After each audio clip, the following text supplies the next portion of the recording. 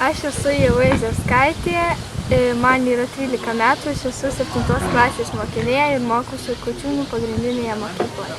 Aš esu Mantas Travinskas, iš 5 klasės, mokuosi Kučiūnų pagrindinėje mokykloje. Iš pradžių maniau, kad čia tas projektas nelabai toks kaip eilinis bus, bet laikui bėgantis man labai patiko ir va, jau pabaigoje padarėm kėdutes, kurios dabar mums labai praves mokyklą. Man patinka, kad įdomios užduotys linksmos, o nepatinka, kad ilgai būna. Tai per pamoką tai reikia mokytis, o per projektą, tai žaisdami būna,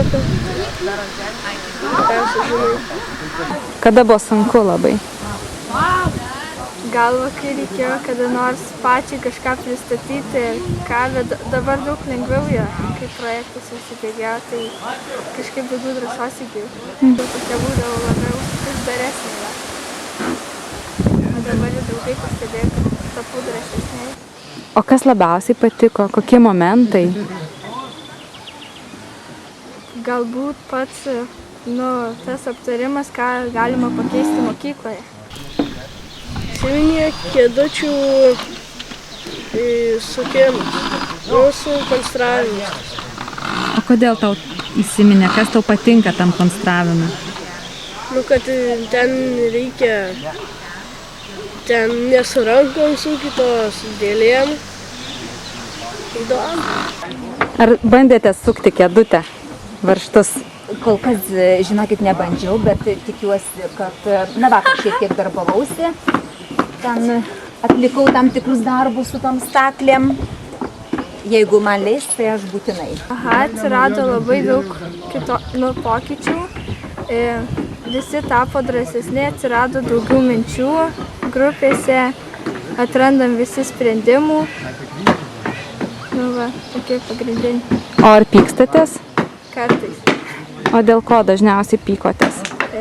Sakykime, jeigu nesutampa mintys, bet dažniausiai prieinam galutinį sprendimą ir atrenkam geriausią. Kai seniau bijodavom tiesą sakyti, o dabar, ką galvoji, tą sakai. Nepatiko tų, kad ne visi įsitraukdavo į darbus. Sakykime, vieni daugiau padaro, kiti mažiau.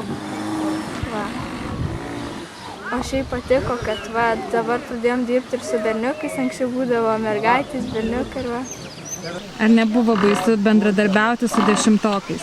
Iš pradžių biškai buvo baisu. O dabar? Dabar tai ne. O kaip tu manai, kuo skyrėtės jūs 5-okai nuo 10-okų? Tai daugiau viską ir žino ir didesni jie, ir daugiau jėgos turi. O ar elgėsi draugiškai su tavim? Pirmiau tai nelabai, o dabar tai kitaip. Tai seniau, pavyzdžiui, neatsisveikindavo, dabar šitą pasisveikinam. Vaikai išmoko dirbdami bendrauti, bendradarbiauti tuo pačiu ir mokomės kartu kultūringo elgesio.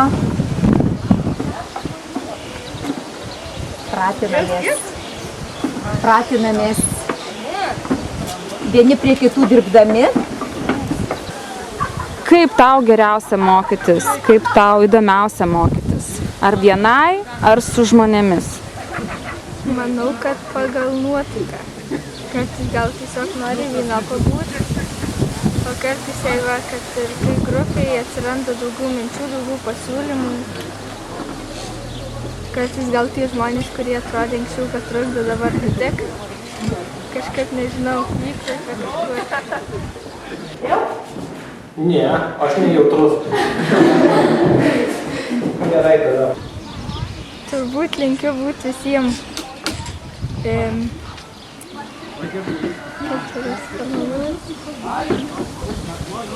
Būti drąsiai, niekad nepasiduoti, siekti savo tikslo.